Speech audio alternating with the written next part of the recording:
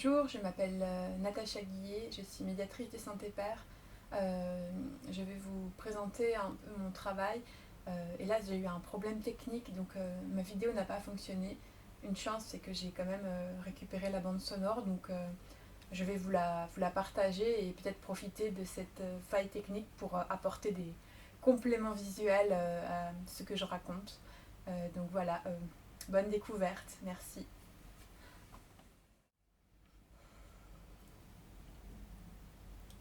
Bonjour, je m'appelle Natacha Guillet, ou SNG.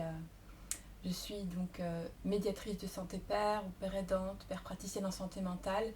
et artiste plasticienne, poétesse et performeuse. Pour moi, expliquer la médiation Santé Père, en fait, j'ai un parcours de patiente, une expérience des soins et de la psychiatrie au long cours que j'utilise en fait depuis maintenant quelques années au sein d'équipes de soins et dont l'outil principal est vraiment l'expérience euh, de la maladie, des troubles psychiques et donc de mon parcours de rétablissement. J'ai su développer des outils en fait qui moi m'ont permis de remonter la pente que je vais proposer à d'autres usagers en santé mentale et être force d'idées aussi pour accompagner de manière un peu alternative les patients ou en complément en fait des soignants des équipes que j'ai rejoints. Et c'est ça en fait, en tant que médiateur santé père, donc j'ai une formation que j'ai fait avec le CCOMS de Lille il y a quelques temps et qui m'a permis en fait de savoir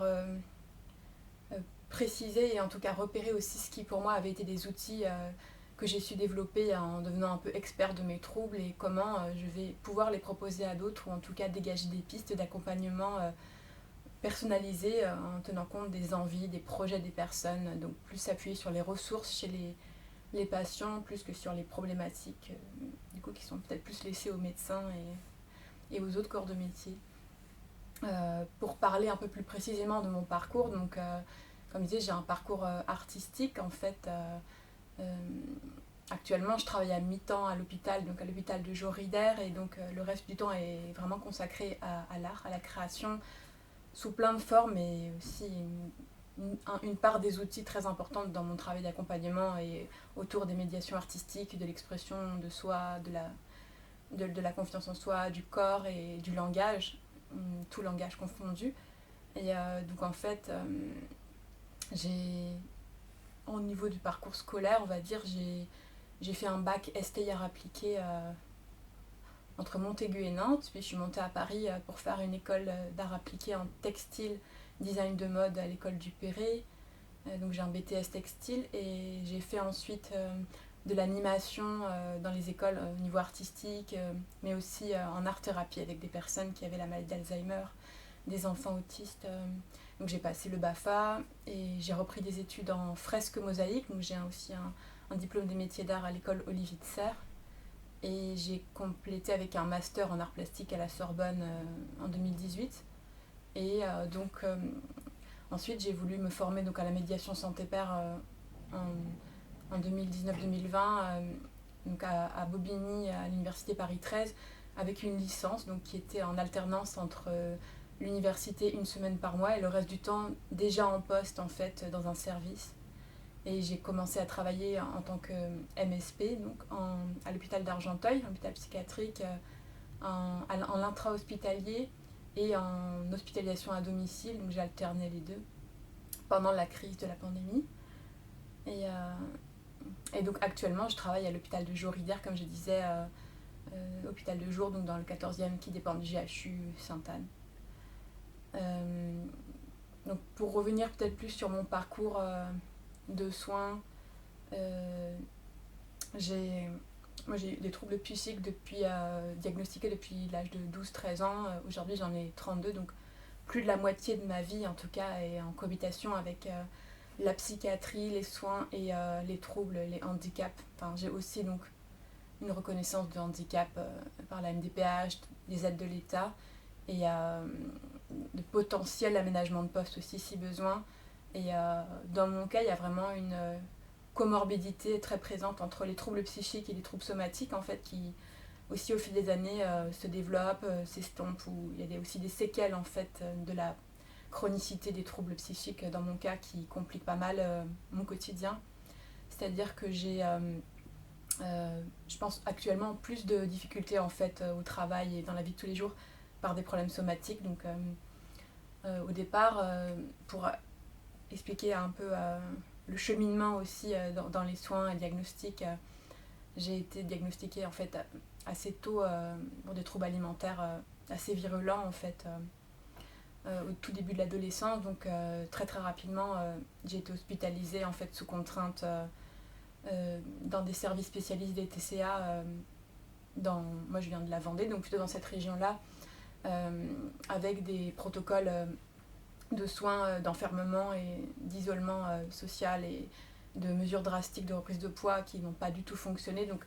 j'ai une alternance très très régulière entre l'hôpital, l'école, la maison pendant des années, pendant 15 à 18 années, donc passer pratiquement le plus de temps quand même dans les hôpitaux. Donc tous ces passages en fait à l'hôpital dans des mesures de contrainte, donc parfois très très violentes aussi, très traumatisantes, et qui n'ont pas donné grand chose à part les histoires de reprise de poids, m'ont aussi fait apprendre beaucoup beaucoup de choses sur l'hôpital, sur le soin, sur d'autres maladies, puisqu'il y avait aussi des fois des grands mélanges de pathologies, et sur aussi l'ouverture à la précarité sociale, à la maladie, aux règles générales, à la mort, enfin plein de grands thèmes de la vie finalement qui moi je me suis construite à partir de ça en fait. C'est vrai que c'est un parcours assez particulier de vie où on arrive à l'âge adulte, on n'a pas eu d'adolescence et il faut devenir autonome, trouver un travail, créer du lien social puisque ça n'a jamais eu lieu. Alors pour revenir justement à moi, à mes particularités, c'est vrai que dès l'enfance, j'étais quelqu'un qui ne parlait pas du tout avec les autres, qui était très très isolé dans son monde, et notamment le monde artistique. En fait, j'ai vraiment su survivre et mener ma vie par ce biais de communication-là, donc à la fois le dessin, l'écriture de manière vraiment frénétique, puis on verra plus tard la bande dessinée, la danse, la musique, la performance, enfin petit à petit mon corps a pris aussi plein de nouvelles possibilités, mais pendant des années j'étais vraiment une enfant très réservée, très timide et qui probablement ne connaissait pas bien les codes sociaux, en tout cas n'y adhérait pas. Et aujourd'hui, avec beaucoup, beaucoup de recul, je pense qu'on pourrait plus poser un diagnostic d'autisme en fait chez moi, en tout cas de très autistique, où j'ai vraiment toujours su m'adapter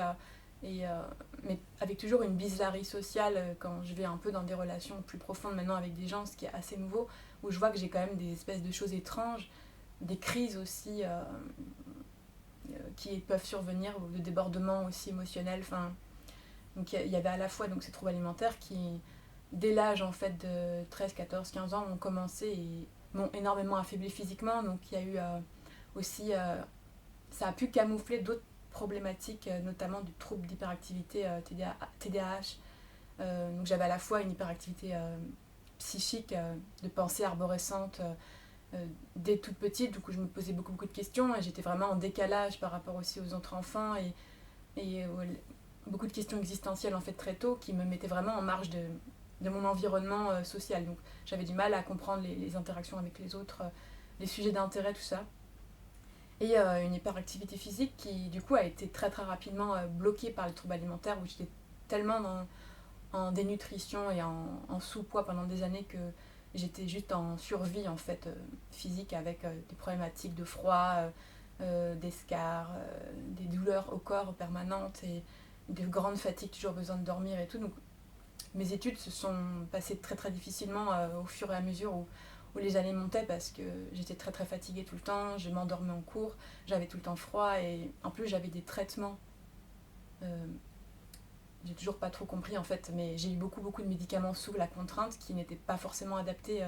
à la fois à mes troubles et aussi à mon poids. Donc j'étais vraiment aussi très très achevée par les traitements et j'avais du mal à penser, j'avais des tremblements. Donc je peux vous dire, dans des formations artistiques, si on maîtrise pas trop ses mains, on est quand même en grande difficulté. Donc vraiment ça a été un gros combat à la fois scolaire, en plus avec cette pensée dans tous les sens, où j'étais souvent soit avec des excellentes notes, soit complètement hors sujet parce que j'avais des idées qui partaient très très vite, je dérivais sur des choses qui s'arrêtaient jamais en fait. Et puis bon, j'étais en grande difficulté aussi à toujours le lien avec les autres et peu de solidarité parce que j'étais vraiment très mal et que j'avais une capacité de tenir en cours qui était très limitée aussi, donc je travaillais très vite et après j'allais à l'infirmerie. Et en fait, donc il y avait à la fois une forme de dépression chronique qui est souvent associée au TCA, une hyperactivité, des pensées obsessionnelles en boucle, et puis bon, très rapidement aussi, après l'anorexie brute, enfin l'anorexie restrictive, il y a la boulimie qui s'est mise en place, donc avec les vomissements, tous les risques aussi cardiaques, les compulsions alimentaires, donc de crise, et tout ce que ça peut impacter aussi du budget alimentaire, de mise en danger en fait dans les comportements pour arriver à trouver de la nourriture partout, de partir dans des moments de course, ça peut amener à des comportements qui me mettent aussi en danger, jusqu'au vol, jusqu'à faire les poubelles parce que j'ai pas les moyens, et aussi de pas faire des malaises parce que en arrivant à Paris j'ai aussi commencé à faire des crises d'épilepsie, donc j'ai eu un traitement.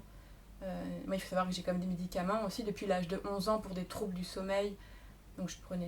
j'ai eu des gouttes de Rivotril très très jeune, ce qui était probablement pas non plus du tout adapté avec une forme de dépendance qui est arrivée très tôt à tous ce genre de psychotropes en fait. Donc j'ai été à la fois addict à la nourriture et addict à des traitements qui avaient été censés me faire dormir. Donc aujourd'hui j'ai actuellement toujours des énormes problèmes de sommeil parce que j'ai plus de traitement pour combler en tout cas cette chose où je ne suis pas capable de dormir normalement. Et donc il y a eu ça. Ensuite récemment c'est vrai que j'ai aussi eu un diagnostic du syndrome Ehlers-Danlos, donc qui est un syndrome au niveau des tissus conjonctifs, donc qui génère tout un tas d'autres problématiques qui impactent le quotidien avec une grande fragilité, donc à la fois de la peau, mais aussi des articulations, des choses plus improbables comme se repérer dans l'espace, chez moi qui est très très distordu, en fait j'ai des grosses lacunes pour me repérer, je me blesse souvent en fait parce que je mesure pas les distances, donc je suis une forme de maladresse en fait du corps, de la coordination, et puis aussi j'ai des gros problèmes digestifs, donc avec des interventions chirurgicales aussi, donc qui sont à la fois imbriquées dans les troubles alimentaires, mais aussi des grosses intolérances en fait alimentaires, une colopathie et des problématiques au quotidien de douleurs en fait abdominales, et souvent qui ont été confondues en fait aux troubles alimentaires, ou de distinguer ce qui était de l'ordre du la non-volonté de manger, ou en tout cas de sélectionner, et ce qui était vraiment de l'ordre somatique, de vraiment avoir des intolérances. Ça a pu aller très loin en fait dans le fait de me forcer à manger des choses à l'hôpital qui ont dégradé ma situation. Je me suis retrouvée dans des laboratoires pendant une année avec des diarrhées chroniques parce qu'on m'avait forcé à l'hôpital à manger des choses que je ne pouvais pas digérer. Donc y a eu des grosses erreurs comme ça où finalement mon discours n'était pas pris au sérieux, ou en tout cas a été mis sur le fait de la maladie mentale. Et j'avoue que c'était pas forcément évident, mais de faire la distinction. Aujourd'hui encore, on ne sait pas qu'est-ce qui arrive en premier, mais j'ai des réelles problématiques, en tout cas somatiques, au niveau de l'alimentation, qui sont à distinguer de mes troubles psychiques, en tout cas avec l'alimentation. Sachant qu'aujourd'hui, je suis en rétablissement, je suis pas rétablie du tout par rapport à cette problématique des TCA. J'ai encore des crises de vomissement, de boulimie pratiquement toutes les nuits. Donc ça peut durer 5 à 8 heures en fait de manger, vomir, ce qui laisse un tout petit espace pour dormir, parce que c'est vrai qu'il faut savoir que moi je travaille la journée une demi-semaine à l'hôpital, et le reste du temps, comme je disais, je fais de la création artistique, et la nuit est aussi occupée à travailler parce que en fait j'ai quand même une hyperactivité très très forte, donc je m'arrête jamais et je peux facilement tomber dans l'épuisement aussi. C'est une de mes plus grosses difficultés, je pense, c'est vraiment de gérer le repos. Et pour revenir sur le parcours vraiment clinique de soins, j'ai donc aussi connu beaucoup les hospitalisations de force. À l'époque, il y avait les HDT, donc hospitalisation à la demande d'un tiers par mes parents, quand j'ai passé le seuil de l'âge adulte, avec de nombreuses fugues, non-respect du cadre, et donc mise en chambre d'isolement, contention par des moyens de câbles et de branchements au corps pour pas bouger, pendant parfois des semaines, des mois, sans interaction, sans lever du store, de savoir l'heure qu'il est, de pouvoir aller se laver, aller aux toilettes. Donc aussi une bonne partie aussi de maltraitance et d'insalubrité qui ont beaucoup impacté en fait mon parcours même des comportements que je peux avoir aujourd'hui qui sont des séquelles de ça. Donc à la fois j'ai eu beaucoup d'hostilité vis-à-vis du monde médical pendant pas mal d'années, puis j'ai pris du recul en fait. Je pense qu'il y a vraiment en 2016 où j'ai commencé à travailler artistiquement sur mon parcours de soins en fait. Ça a commencé par le dessin, où j'ai raconté des scènes de l'hôpital en fait en bande dessinée, à la fois pour prendre de la distance et témoigner en fait, parce que c'était impossible pour moi de tourner la page sur un parcours comme d'une grande violence et qui n'avait pas forcément mené à grand chose en plus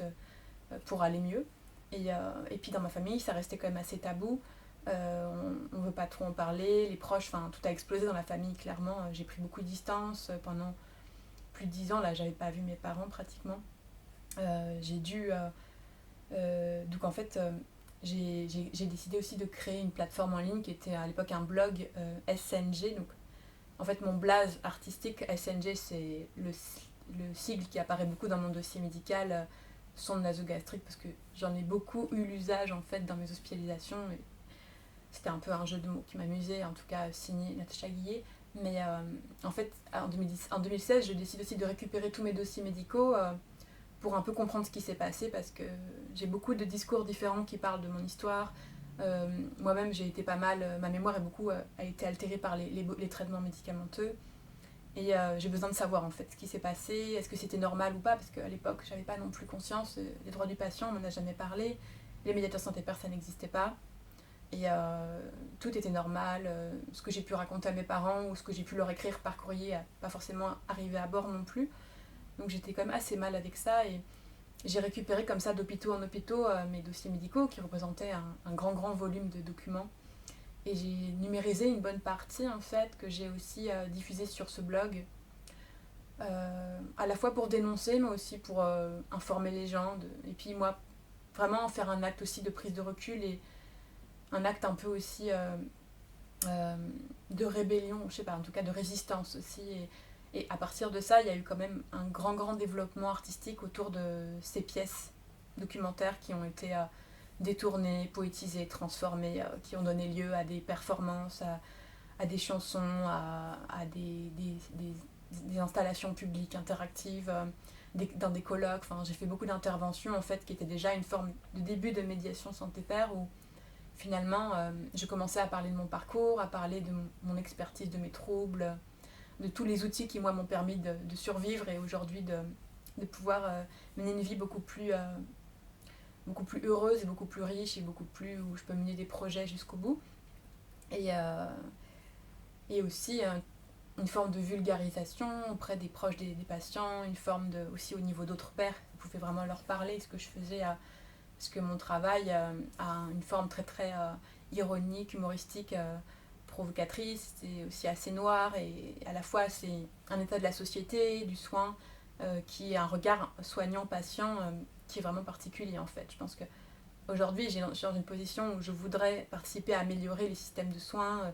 à aider la psychiatrie en tout cas à aller de l'avant et à accompagner de manière plus décente et plus humaine les usagers. Et je pense que tous les médiateurs santé-père ont cette expérience en fait particulière, où on a vécu des parcours, des soins, des dispositifs, protocoles divers et variés, et il y a beaucoup de failles, il y a beaucoup de difficultés aussi dans le monde de la santé. Et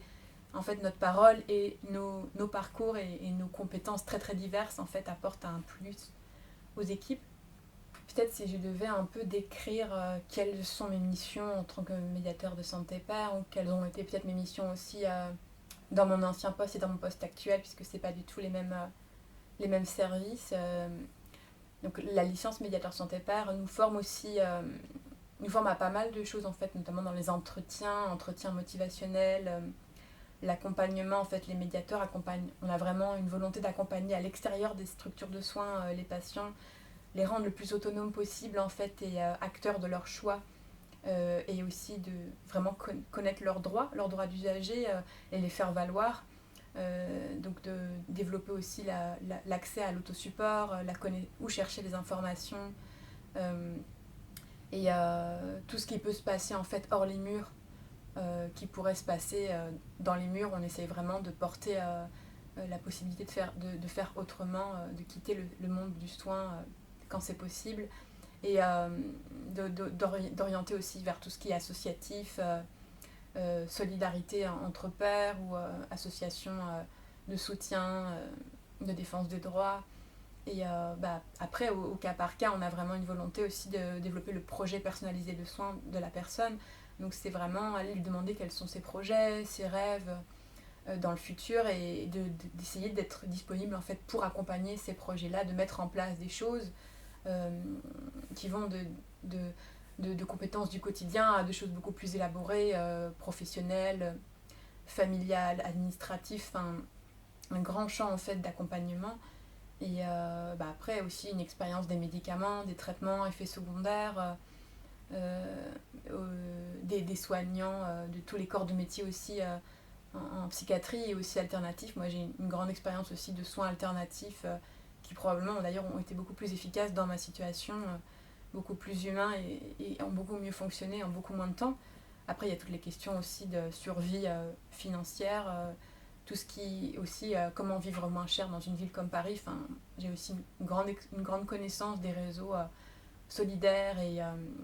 aussi dans la recherche de travail. C'est vrai qu'on peut accompagner vers des associations comme le Clubhouse, comme Cap Emploi, les ailes déployées, et les services d'aide aussi de la MDPH. Comment faire un dossier, c'est quelque chose d'assez fastidieux. Demander des aides financières, faire des démarches pour reprendre des formations, apprendre à lire, écrire, parce qu'on est aussi beaucoup confronté à des problématiques aussi scolaires qui ont été arrêtées très tôt, ou de pouvoir aussi parler avec des personnes qui ne parlent pas français, ou de cultures très différentes, où les maladies sont vues complètement différemment, questions religieuses, enfin, il y a plein de choses comme ça où on a été, en tout cas, on a eu des notions, en tout cas aussi dans la formation et par l'expérience de patiente. C'est vrai que pour revenir aussi à ma position déjà dès l'hôpital quand j'étais usagère, il y avait vraiment cette solidarité s'est déjà mise en place entre les usagers. En fait, je pense que tout patient qui arrive à entrer en contact avec les autres, il y a vraiment une forme de si c'est pas la compétition, c'est vraiment une solidarité qui peut naître. Et je me souviens avoir mené des ateliers inventés dans les services parce qu'il y avait vraiment cette forme d'ennui très très forte, et d'essayer de motiver d'autres patients, de créer des choses ensemble pour s'occuper et puis de se soutenir. Donc c'était quelque chose qui, avant même de connaître le métier, existait déjà. Et donc pour revenir donc, sur les missions vraiment au sein des équipes, il y a aussi vraiment la volonté de déstigmatiser les troubles psychiques, donc en prenant la parole sur son propre parcours, sur ses propres troubles, aussi bien dans les services qu'auprès des soignants, qu'auprès des proches, parce que souvent il y a aussi ces tabous dans les familles, mais aussi de toute la société. C'est pour ça que les médiateurs santé pairs sont souvent aussi sollicités pour des colloques, pour des journées d'études, des semaines aussi sur la santé mentale, et tout maintenant avec les réseaux sociaux aussi, tout ce qui est podcast ou écrire des livres, faire des interviews. Je pense que ça c'est quelque chose qui est très important aussi pour moi, de diffuser au maximum sur les réseaux de communication de l'information sur les troubles psychiques, sur ce qui se passe aussi dans les structures de soins aujourd'hui, ce qui a pu se passer aussi par le passé et ce qui doit changer. Et également le fait que nous on montre en fait qu'on peut vivre, je dirais pas normalement parce que clairement je peux pas dire que je vis normalement, mais en tout cas de trouver une stabilité même dans le déséquilibre pour pouvoir mener une vie, avoir une vie sociale, une vie professionnelle, un toit, des revenus réguliers, que c'est possible, même si on a des troubles psychiques, même si on a un traitement à vie. En tout cas, on porte cette chose-là et ça peut vraiment être très percutant auprès des proches et des patients qui sont juste diagnostiqués. Et donc il y a ça, il y a vraiment le soin par notre regard est vraiment focalisé sur le patient, l'usager, et toutes les décisions en fait lui reviennent et tout le projet est autour de sa personne. En fait, il y a vraiment une volonté de le faire intervenir à tous les niveaux du soin, jusqu'à écrire dans son dossier patient, être présent dans les réunions qui parlent de lui, et être aussi acteur dans la recherche et dans les travaux d'équipe en fait, ou la co-construction à la fois de projets d'établissement, projets personnalisés, et faire évoluer tout un système de soins. En fait, c'est hyper important d'avoir les personnes qui ont le vécu en fait, qui sont les plus à même de dire qu'est-ce qui va bien, qu'est-ce qui va pas. Après, moi, j'ai aussi récemment été formée au plan de crise conjoint, donc capable d'écrire ce type de directive anticipée pour prévenir une potentielle redécompensation, pour savoir qu'est-ce qu'on veut qu'il nous se passe ou pas pour nous. Et aussi récemment, j'ai été formée au premier secours en santé mentale et PSSM, donc c'était aussi comment intervenir dans les premières choses ou par rapport à une personne qu'on voudrait aider dans les premiers soins, en fait, comment on oriente, comment on réagit pour pas envahir la personne, tout ça. Donc moi j'ai vraiment aussi toujours une volonté d'en apprendre de nouvelles choses et très intéressée aussi par tout ce qui est recherche, notamment au niveau du GHU, ça m'intéresse beaucoup. Ce serait beaucoup de participer à des collectifs de travail, de recherche, d'études, pour aussi tester des nouveaux protocoles de soins. Je pense que j'en ai pas mal réfléchi aussi dans mes propres recherches et ça m'intéresse toujours. Je suis formée aussi à l'ETP, donc éducation thérapeutique du patient, qu'on va bientôt mettre en place d'ailleurs là où je travaille. Et après, il y a vraiment cette idée aussi d'horizontalité qui est beaucoup travaillée dans la pérédance, où on essaye un peu de mettre à plat tout entre les équipes des soignants et les patients, où tout le monde est au même niveau et on essayerait de travailler comme ça dans un mélange des compétences et où chacun apporte quelque chose d'intéressant et que toutes ces compétences mises ensemble nous permettent de travailler, améliorer le soin, l'accompagnement. Et c'est vrai qu'au GHU, il y a quand même beaucoup d'opportunités aussi. Moi, très intéressée pour être en partenariat aussi avec le service de communication, aussi bien pour faire de la vidéo, de l'écriture, des documents visuels, l'écriture autour à la fois du soin, de la psychiatrie, de la pérédance, pour essayer d'élargir vraiment aussi la communication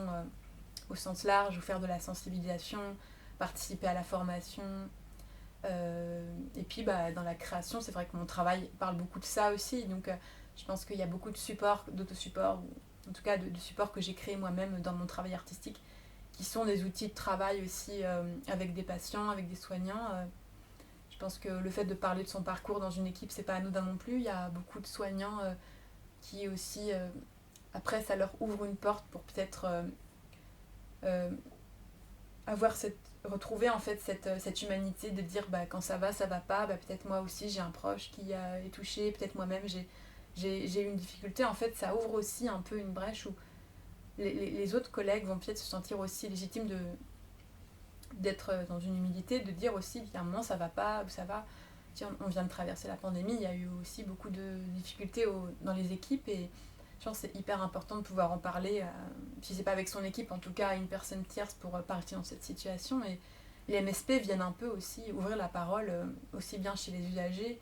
que chez les soignants, et ça c'est très important aussi pour la cohésion d'équipe et pour repérer une personne qui va moins bien dans l'un ou deux des deux positions en tout cas. Et ramener aussi cette information qui peut être très inquiétante, qu'on peut passer de l'un à l'autre du jour au lendemain en fait. On n'est jamais à l'abri de demain tomber malade et terminer en psychiatrie, pas terminer en tout cas, atterrir en psychiatrie pour une durée où on a besoin de se reposer et de prendre conscience qu'il y a quelque chose qui ne va pas et qu'un soignant qui va mal forcément va peut-être moins bien aussi être à l'écoute d'un patient et le soin va aussi être impacté. Donc je pense que c'est hyper important aussi de bien se connaître soi et moi par exemple il y a des jours où je vois bien que je suis pas en état d'aller au travail et que me dire je n'y vais pas et peut-être aujourd'hui je suis vraiment en train de réfléchir à comment aménager ma fiche de poste parce que je commence à bien comprendre aussi mes difficultés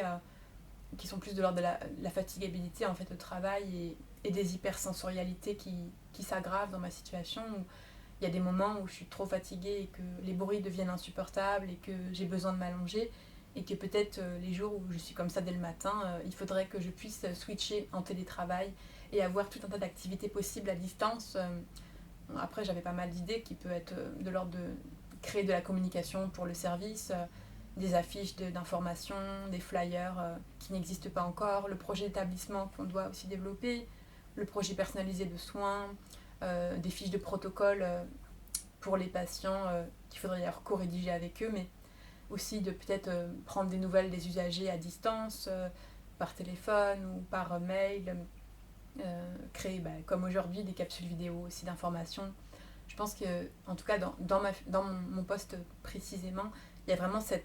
il faudrait qu'il y ait cette possibilité en tout cas de quand ça va pas, je suis pas en capacité d'aller travailler, je peux travailler de chez moi et j'ai tout un autre protocole de travail qui peut se mettre en place du jour au lendemain parce qu'en fait j'ai une situation de soins qui est très aléatoire où un jour je vais très bien, le lendemain je peux plus marcher. Il faudrait que mon poste soit vraiment adapté à ça, où je ne mets pas en difficulté l'équipe, ou en tout cas je peux rebondir immédiatement parce que je sais que si je suis chez moi, je peux ne pas être inactive. C'est pas parce que je peux pas aller au travail que je peux pas écrire ou construire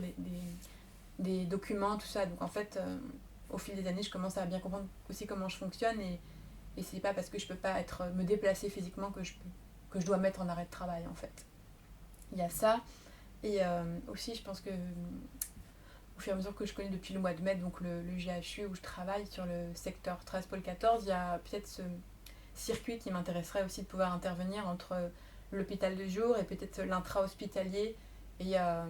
quelque chose qui a pour moi été aussi très fort, c'est l'hospitalisation à domicile qui était beaucoup développée à Argenteuil, où d'aller chez la personne était vraiment aussi quelque chose de très, très efficace en fait, où on entrait aussi dans l'intimité de la personne, mais ça permettait de voir aussi comment elle vit, comment elle gère les tâches domestiques, les interactions sociales, familiales, le rapport au voisinage, la recherche d'emploi éventuellement, tout un tas de choses concrètes du quotidien. On avait vraiment une vue directe en fait sur ça et comment elle se débrouille et ce qui a entraîné justement à l'accompagner, parce que hospitalisation à domicile, ça veut dire aussi qu'on peut se rencontrer dans un café, qu'on peut accompagner la personne au pôle emploi, à la poste, à la mairie, à la banque, dans un centre GEM. C'était vraiment retourner dans la vie réelle parce que souvent le choc de l'hôpital, le retour à la maison, il est assez violent. Et vraiment accompagner sur des choses concrètes et voir comment la personne se débrouille et l'accompagner dans ses envies, ses besoins de l'immédiat en fait. Et en général, ça avait vraiment une fonction où la personne était maintenue chez elle. Donc il y avait vraiment aussi, on empêche le retour à l'hôpital et c'est sûrement à ce moment-là aussi qu'il faudrait peut-être rédiger des directives anticipées pour prévenir une prochaine crise, repérer les symptômes, qui prévenir si la personne va moins bien, donc vraiment à réfléchir avec elle dans cette durée où on va la voir chez elle, à toutes ces questions pour éviter de retourner dans souvent ce qui va être l'hospitalisation un peu où on a attendu trop longtemps, où on va terminer sous contrainte, isolement, piqûre dans les fesses, pour éviter ce système très très violent et souvent aussi la maltraitance associée. Sachant qu'à l'intra, il y a sûrement actuellement et assez souvent pas la possibilité d'accueillir la personne parce qu'on manque de lits et que c'est un système, je pense, qui par exemple au Canada est beaucoup plus développé et qui à la fois permet aux personnes de rester dans un environnement beaucoup plus connu et plus hospitalier et qui en plus fait gagner de l'argent à l'hôpital. Hein, aussi. Et c'est le système un peu préventif, ça intéresse tout le monde, donc je pense que c'est hyper important de développer l'hospitalisation à domicile. Moi j'ai jamais connu ça en tant que patiente, mais ça m'aurait vraiment intéressé de pouvoir le vivre. Et peut-être concrètement pour dire comment peut se dérouler une journée type en fait, de médiateur santé par depuis mon expérience. Elle est beaucoup au départ quand on arrive dans un service orienté sur l'informel, donc en fait le fait d'être présent dans l'établissement aussi bien pour que les patients et les soignants nous repèrent, se demandent ce qu'on fait là parce qu'il y a cette distinction assez trouble en fait entre est-ce que je suis soignante, est-ce que je suis patiente, je porte pas de blouse, je suis habillée comme certains patients peut-être et la distinction au départ est souvent assez complexe et d'ailleurs je ne cherche pas à me faire repérer plus que ça et soit j'essaye d'aller vers les personnes évidemment ou elles viennent à moi discuter et souvent c'est comme ça qu'on fait connaissance, en tout cas avec les usagers.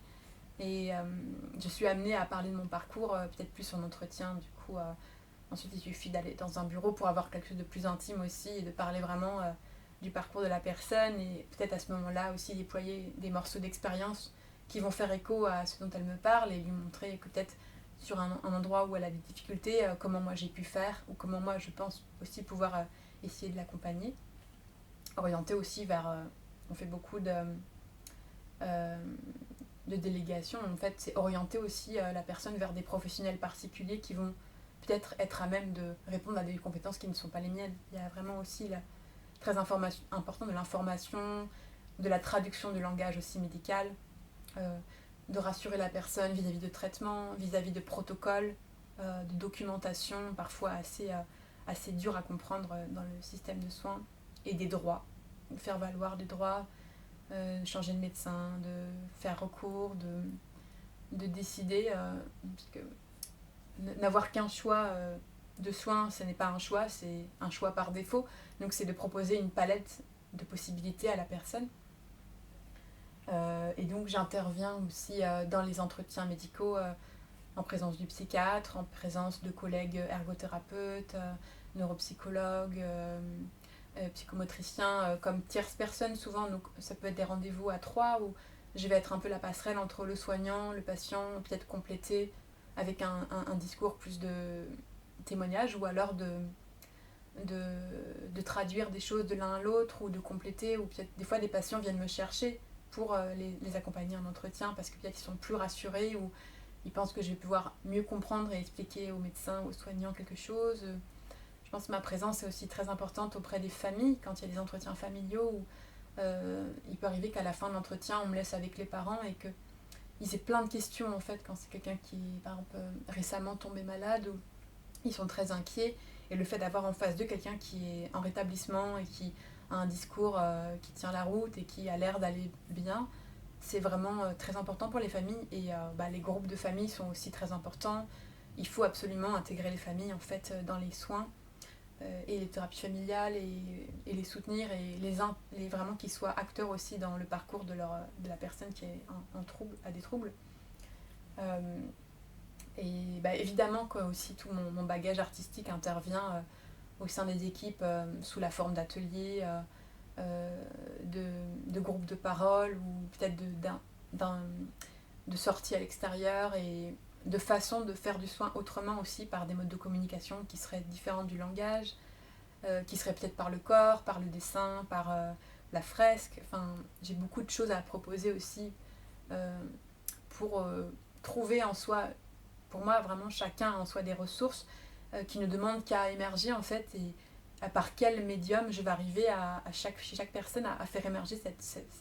ces compétences, cette richesse qu'ils ont et qui est peut-être pas utilisée, ou que peut-être même ils ignorent, et par souvent des médiums artistiques et de l'expression de soi, vraiment sans tabou et sans qu'il y ait de jugement, d'évaluation, enfin vraiment dans la liberté vraiment la plus totale. Donc là, prochainement, on va mettre en place un programme d'éducation thérapeutique où j'interviendrai à certaines séances aussi en utilisant vraiment la casquette de médiateur santé-père sur mon parcours de soins et de rétablissement. Et après, je peux aussi mener des groupes de parole. Et vraiment, l'idée de la co-construction est très importante. Je pense que rien ne doit se faire en l'absence de la personne qui est vraiment au cœur de son parcours, parce que tout ça amène à l'intérêt, dans son intérêt. Enfin, il y a vraiment cette idée d'accompagner un parcours de vie, un parcours de soins, un parcours de rétablissement, pour que la personne puisse vraiment avoir les outils, le bagage, pour à la fois aussi être capacité de se protéger, de se maintenir en bonne santé, et de savoir qui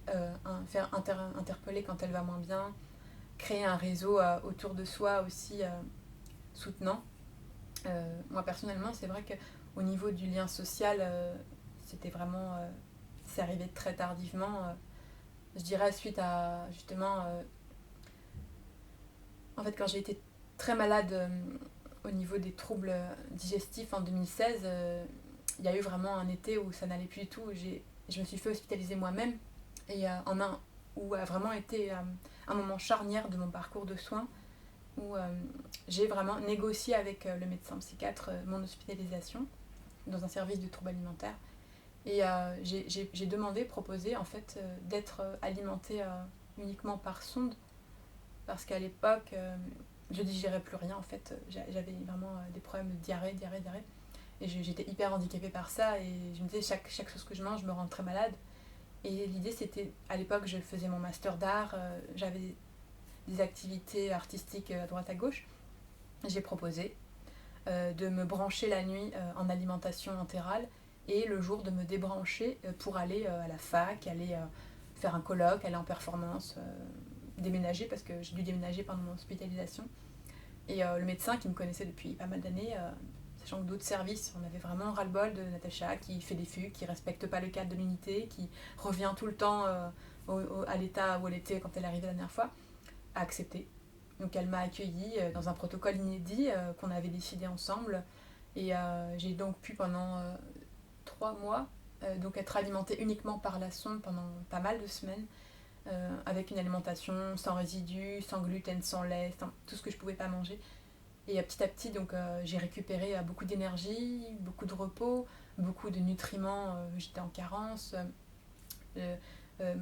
Toute ma peau qui était inflammée par les passages à la toilette, tout ça s'est réparé petit à petit. Euh, et en fait, effectivement, le jour, j'avais mon petit tube qui était coupé, et donc je pouvais aller et venir de l'hôpital pour mener ma scolarité, pour faire des activités artistiques qui étaient importantes pour moi. En fait, tout mon univers n'a pas été d'un coup coupé comme ce qui se passe pratiquement tout le temps en hospitalisation pour les troubles alimentaires. Donc j'avais des contacts avec l'extérieur, je voyais des gens, c'était très bien accepté d'ailleurs. Et en fait, j'avais une vie et la nuit, j'étais alimentée, et comme ça, tout ça pouvait se faire en même temps. Et au bout de quelques mois, en fait, j'allais vraiment mieux, j'avais repris une énergie de fou. Et j'ai commencé petit à petit à réintégrer de la nourriture. Et je suis sortie avec une pêche d'enfer. Vraiment, à l'époque, moi, j'avais l'impression d'être un peu en phase up de, d'un trouble bipolaire, sachant que j'ai pas du tout ce diagnostic, mais vraiment, j'étais dans une énergie que j'avais jamais connue avant. Là, j'ai compris que j'avais un TDAH, que j'avais jamais su avant parce que j'étais trop affaiblie par les troubles alimentaires. Et en fait, cette énergie énorme n'est jamais vraiment retombée. Donc, depuis 2017, je suis dans cette un peu frénésie comportementale du quotidien où je suis tout le temps en multiples activités partout. Et c'est à ce moment-là, en fait, en quittant l'hôpital, que j'ai pu enfin aussi commencer alors à la fois à faire de la danse, du swing et à faire du slam. Donc c'est le moment où j'ai repris la parole vraiment dans un débit illimité, frénétique, aussi à parler de mon parcours d'ailleurs par ce biais-là. Et en fait, ces deux réseaux ont été mes deux réseaux d'amitié qui sont été les premiers de ma vie. Donc j'ai commencé à apprendre la danse parce que moi j'avais été interdite de sport pendant plus de 15 ans. J'avais un corps sans aucun muscle, tout maigre, tout en mauvais état, qui s'est remis en état, en activité de manière hyper rapide. J'ai vu une transformation assez radicale, et il était inadmissible pour moi de retourner en arrière tellement c'était bénéfique pour moi de faire de la danse, de pouvoir être en contact avec d'autres corps, de pouvoir être en contact social. C'était très très fort pour moi, et je pense que depuis très longtemps c'est quelque chose qui était un gros manque dans ma vie. Et quand j'ai atterri dans les scènes de slam, vraiment, moi parler en public pour moi c'était toujours un truc impossible. Et comme j'écrivais beaucoup, en fait j'ai commencé à réciter des textes comme ça devant un public, et ça a été accueilli de manière assez énorme quoi. En fait les gens, en plus c'était pas un sujet inconnu aux gens qui font du slam, en fait la psychiatrie,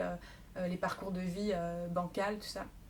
Et ça m'a vraiment encouragée en fait. Et ce sont devenus deux réseaux très très importants pour moi, aussi parce que j'avais quitté ma famille, que j'avais aucun point d'accroche ailleurs, à part les médecins. J'ai un réseau de médecins qui est énorme, mais ce ne sont pas des vrais amis. Enfin, et là, vraiment, ces deux piliers-là m'ont vraiment permis de ne pas retourner en arrière, en tout cas dans le chemin parcouru. Et ça a été mes premières vraies relations sociales. C'est vraiment très important en fait, le réseau, et l'importance d'avoir des personnes de confiance. Moi, souvent, ma personne de confiance était un ami SDF, et en général, ça passe pas quand tu viens à l'hôpital. Il faut quelqu'un qui a un domicile, tout ça, qui peut venir si tu as un problème. Donc ça a été deux points très importants dans ma vie. Et après, mon parcours, il est fait de rencontres, en fait, des gens qui ont cru dans mon travail aussi artistique, qui ont mené à ouvrir des portes, mener des collaborations, des projets artistiques, jusqu'à, il n'y a pas longtemps, publier un livre, être appelé à des festivals, faire des collaborations musicales, de bandes dessinées, de podcasts.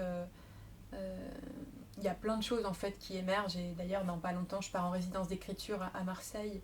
pour un projet de recherche qui d'ailleurs n'est pas sans lien avec la psychiatrie. Je pense qu'il va vraiment y avoir un projet d'écriture numérique autour à la fois de la folie, de la psychiatrie, de la poésie, de la bande dessinée, enfin quelque chose d'assez hybride, mais qui va être un projet que je vais mener dans très peu de temps. Donc en fait, il y a vraiment chez moi cette volonté aussi de pluridisciplinarité, de transversalité des champs de travail et la richesse en fait de collaborer avec des personnes qui viennent d'un milieu complètement différent, euh, d'une culture complètement différente, de compétences, de formation, d'expériences de vie. Pour moi, le mélange, ça a toujours été hyper riche et en plus, franchement, mes particularités psychiques dans mon travail artistique, c'est une aubaine, quoi. Enfin, cette un peu démence psychique de passer dans tous les sens au niveau plastique, enfin, c'est génial. Après, sur le plan somatique, tout ça, ça me fatigue beaucoup et ça me met souvent en difficulté aussi par rapport à ça, à comment ne pas être toujours dans des comportements extrêmes et aussi bien émotionnels que de gérer la fatigue, de gérer aussi moi j'ai quand même des difficultés sociales de créer du lien à l'autre parce que j'ai toujours trop de trucs à faire et, euh, et des fois je vais pas forcément je vais toujours être au-delà de mes limites, donc dans une équipe il faut aussi tenir la route. Donc voilà, en fait je pense que moi mon équilibre il est vraiment en jonglage entre mes activités de transmission et d'accompagnement en milieu hospitalier et ce qui vraiment me maintient aussi un équilibre à la fois psychique et je dirais aussi même physio, en tout cas de canaliser l'énergie, passe vraiment par tous les médiums artistiques qui me permettent un rééquilibrage, qui sont l'activité artistique d'écriture, de dessin, qui sont aussi une forme pour moi de autosupervision, même de ce qui peut se passer à l'hôpital. Enfin, il y a tout un reportage du quotidien dans mes dessins qui raconte ce qui peut se passer dans mes activités de père aidance et dans tout ce que je vois autour de moi, qui sont aussi du parcours antérieur. Et la danse aussi, la musique, enfin plus pour canaliser l'énergie ou en faire quelque chose aussi de construit. Et, puis de toute façon j'ai ce besoin de m'exprimer qui est très fort. Et, à la fois grâce au réseau aussi tous ces vecteurs de partage, de communication, de partage de compétences, d'expériences aussi entre pairs. Après je pense qu'on est dans une dynamique maintenant vraiment aussi de faire valoir le statut de médiateur santé-père dans les services de soins pour lutter un peu contre la précarité qui nous touche quand même beaucoup au niveau de la reconnaissance des compétences, du parcours et des revenus. En fait, il y a une vraie difficulté. En fait, moi, je travaille à Paris, j'ai encore des soins qui ne sont pas remboursés, des choses comme ça. Et mon salaire de médiateur santé-père, il ne me permet pas du tout actuellement de vivre. Donc, il faut absolument se battre aussi pour peut-être soit prendre en compte toutes mes études antérieures ou en tout cas au niveau des médiateurs santé-père, pour qu'on ait une crédibilité aussi auprès d'autres patients, il faudrait que peut-être nos revenus nous permettent réellement de vivre et donc de se projeter dans le futur en fait aussi avec un métier tel que celui-là et vraiment peut-être nous intégrer à tout un tas de niveaux en fait du soin, de la recherche, de la formation, de la communication. Je pense que ouais, on apporte vraiment des savoirs alternatifs que en fait certains soignants ont parce qu'on a aussi des pairs dans les soignants à pas mal de niveaux des équipes, mais nous on a vraiment été formés aussi à utiliser ces outils-là comme matériel de base dans le travail.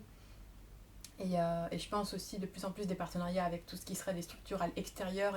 et non médicalisées, associatives, et vraiment aussi aller à la rencontre de la société au sens large, de la population, pour parler de nos parcours, de parler de la santé mentale, de la psychiatrie, de parler aussi, je pense qu'actuellement on en parle beaucoup, mais des difficultés que rencontrent les services hospitaliers, financiers, de carence de personnes soignantes. On est dans une situation très difficile et je pense que les médiateurs sont des personnes en plus qui en plus ont peut-être une plus grande disponibilité aussi auprès des usagers parce que notre fiche de poste et nos missions ne sont pas complètement définies. Donc on a une grande liberté d'agir qui nous permet aussi d'être disponible pour les personnes, ce qui est souvent un peu à faire défaut dans les équipes ou qui sont un peu surmenées, qui doivent faire beaucoup de choses en peu de temps et on a cette possibilité auprès des usagers et même peut-être des soignants qui auraient besoin de discuter, qui est aussi une grande chance actuellement. Donc je pense qu'il faut aussi en tenir compte en intégrant des pairs aidants. On est là aussi pour compléter les équipes qui sont en difficulté ou en tout cas ont besoin de personnel. Si vous avez des questions ou vous voulez échanger autour de mon parcours, de peut-être aussi même de mon parcours artistique associé qui aussi a trait à la psychiatrie, à la santé mentale, tout ce que j'ai pu en transformer et utiliser même dans des supports en fait à destination aussi, ou à disposition en tout cas d'usagers, de proches, même de soignants. N'hésitez pas à revenir vers moi et voilà. Merci.